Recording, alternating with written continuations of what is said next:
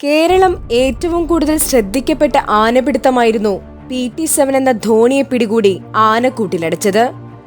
ദിവസങ്ങൾ നീണ്ട പരിശ്രമത്തിനൊടുവിലാണ് ധോണിയെ കുങ്കി ആനകളുടെ സഹായത്തോടെ ആനക്കൂട്ടിലടച്ച് ചട്ടം പഠിപ്പിക്കാൻ തീരുമാനിച്ചത്. പക്ഷേ PT-7 എന്ന കാട്ടാനയെ ഒതുക്കിയപ്പോൾ പ്രശ്നക്കാരായ ബാക്കിയുള്ള കാട്ടാനകളെ കൂടി പിടികൂടണമെന്ന ശക്തമായ ആവശ്യത്തിന്റെ ഫലമായാണ് അരിക്കൊമ്പൻ എന്ന് വിളിക്കപ്പെടുന്ന കാട്ടാനയെ പിടികൂടാൻ വനം വകുപ്പ് തീരുമാനിച്ചത്. തയ്യാറെടുപ്പുകളെല്ലാം പൂർണ്ണ സജ്ജമായിരിക്കെ കോടതിയിൽ നിന്നും താൽക്കാലികമായി അരിക്കൊമ്പനെ പിടിക്കുന്നതിന് വിലക്ക് ലഭിച്ചു.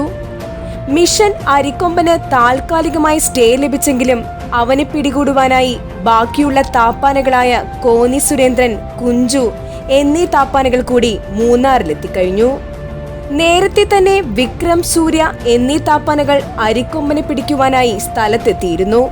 കോടതിയിൽ നിന്നും അരിക്കൊമ്പനെ പിടികൂടുവാനുള്ള അനുകൂലമായ ഉത്തരം ലഭിക്കുമെന്ന പ്രതീക്ഷയിലാണ് ശാന്തൻപാറയിലെ ജനങ്ങൾ.